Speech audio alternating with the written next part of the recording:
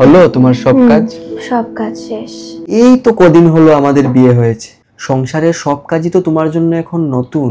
আমিও আমার কাজের জন্য তোমাকে হেল্প করে উঠতে পারছি না। তুমি অনেক হেল্পই করো, ওরম কোনো ব্যাপার না, তোমার এগেনস্টে কোনো রাগ নেই। জানো, মাঝে মাঝে ছোটবেলার কথা খুব মনে পড়ে। কোনো কাজ করতে হতো না, সারাদিন খুব আদর করা হতো। কি রান্না হবে বাড়িতে, কে বাসন মাজবে, কে কাপড় কাচবে, কে ঘর মুছবে, কোনো দায়িত্বই ছিল না।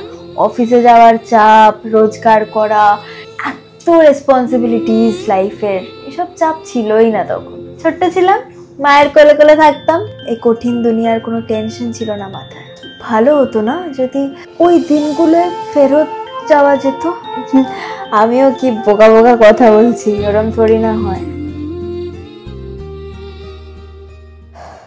মুইনা, আমার সোনা মা, আমার রূপু মা, তুমি কোথায় যাবে? তুমি বেরু বেরু যাবে? আমি নিয়ে যাবো তোমায় বেরু বেরু।